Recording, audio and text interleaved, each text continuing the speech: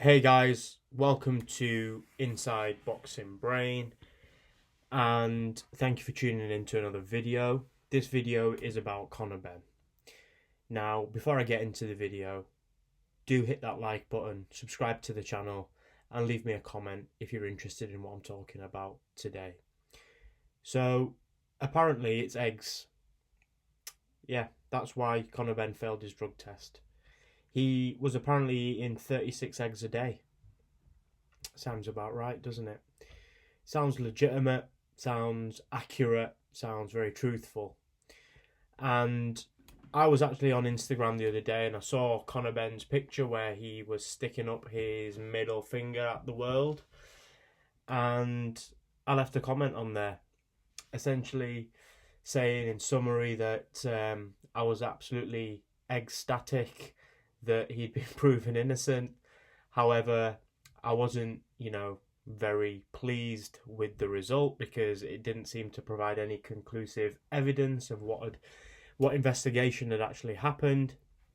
I also mentioned that his rhetoric and the way he dealt with the fight or dealt with this case whilst it was under investigation was really foul, and a lot of the fans would always remember him as being a drug cheat because he's had a number of drug offences now. It's not the first time. And he replied, and he was really sour about it.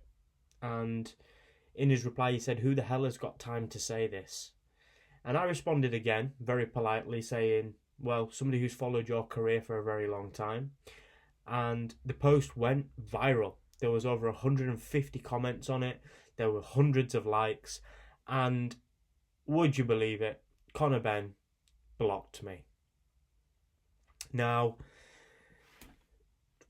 at the time I was a little bit like, why would he block me? Like, why someone like me who's a boxing fan, a boxing analyst, I'm not a professional one, just a YouTube boxing analyst, somebody who is, interested in the sport. Why does he need to block people that disagree with him?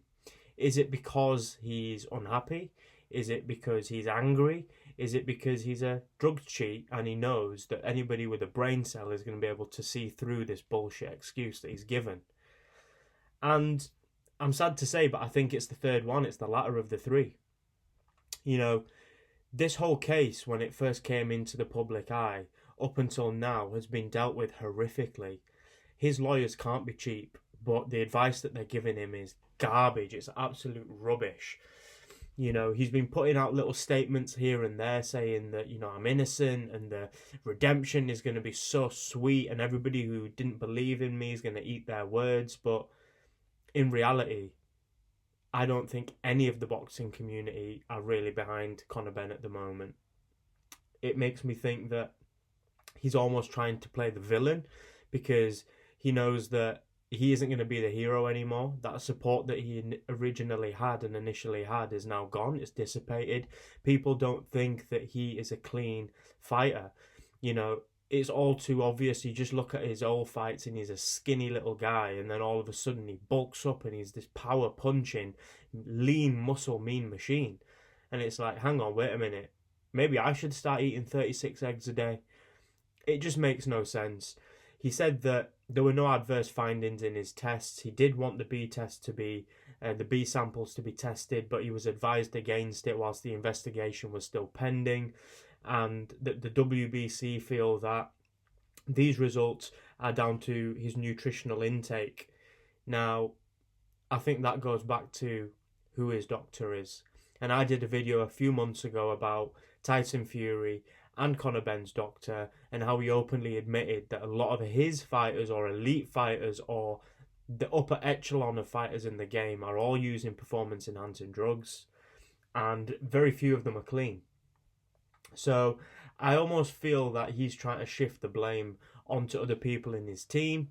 He's trying to say that it wasn't him.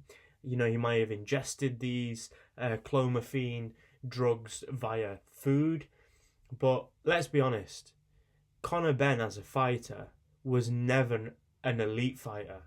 He's like, Ricky Hatton's son, Campbell Hatton. He's got the basics, but you can tell he's not an elite fighter.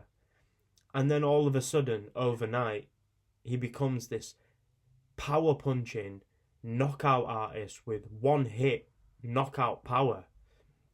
It just came from nowhere. And the fact that he's got the audacity to blame the British Board of Control for not dealing with this professionally, yet he's allowed to run his mouth and slander these, boxing professionals who have been in the game for before he was born, shows you that he hasn't got any respect.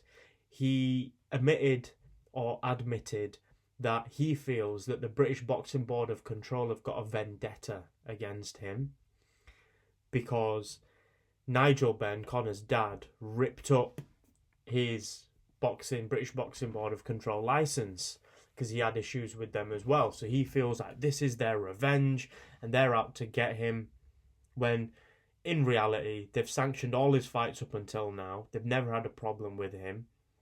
And when these adverse results came out and they realised, they were sent a cease and desist letter. All of this is on TalkSport. There's a podcast with the head of the British Boxing Board of Control, and he basically says, we got sent a letter to say, shut your mouth, otherwise you're going to get sued.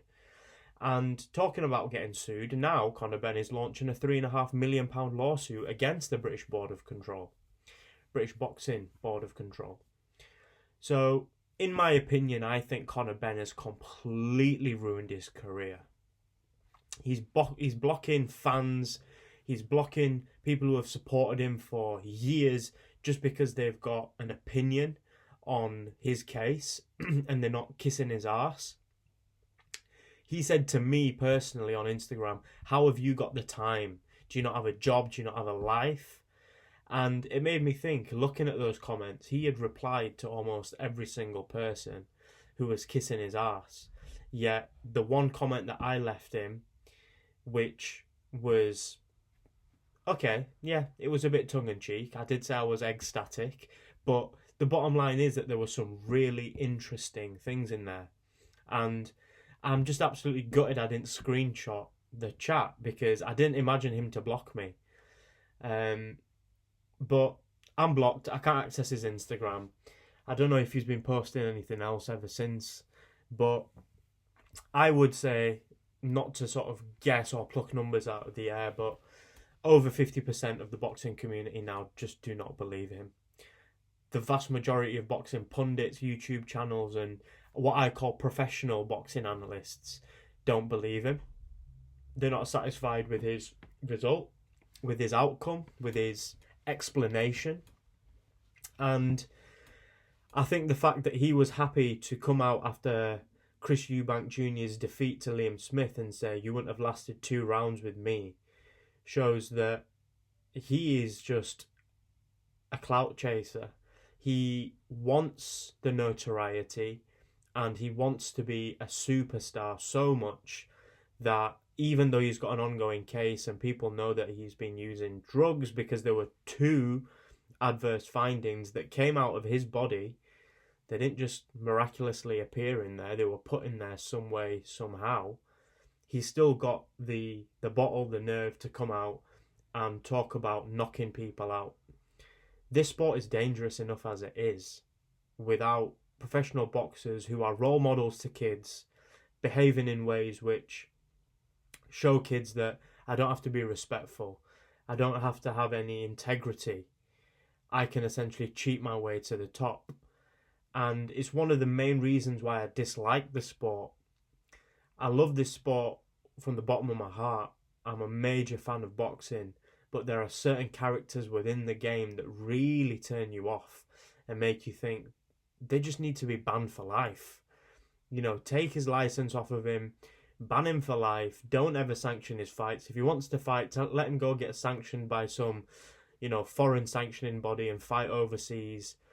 But it made me really realise how corrupt the boxing fraternity is, because the WBC, who are not a sanctioning body, were happy to come out and clear him, when in reality, VADA, who are the Anti-Doping Commission, and the British Boxing Board of Control haven't cleared him yet. But the WBC, Mauricio Sulaiman, he's very happy to, clear his name because they're scientists have looked at the results and concluded that this could have come from a consumption of eggs. Yeah, I'm sure. Terrible times for Conor Benn at the moment. Blocking fans, having outbursts, you know, coming out with ridiculous statements like, I support the WBC, but I don't agree with everything that they said in their statement. It almost makes you think, like, dude, like, who is your lawyer and why is he letting you run your mouth? Because if you'd have just shut up and gone for the B sample, and if that had come back positive, if you'd have put your hands up and said, okay, I don't know how this ended up in my body, I didn't actively use performance enhancing drugs, I must have made a mistake, it may have been a supplement that I was taking, and we're going to try trace it, I'm going to, all the money that he has spent on silencing people, he could have invested in clearing his name in a true fashion. So, thumbs down for Conor Benn. Drop me your comments below, guys. What do you think? Is the boy innocent? Is he guilty? In my comment, I actually said that we should treat him as if he's innocent, because clearly the WBC are. I'm interested to know what you all think. So like the channel, guys, because it really helps me get more views and it pushes the videos out further on YouTube. And subscribe as well. I really appreciate everybody who subscribes and listens. So I'll be back for another video very soon. It's Harry from Inside Boxing Brain. Peace.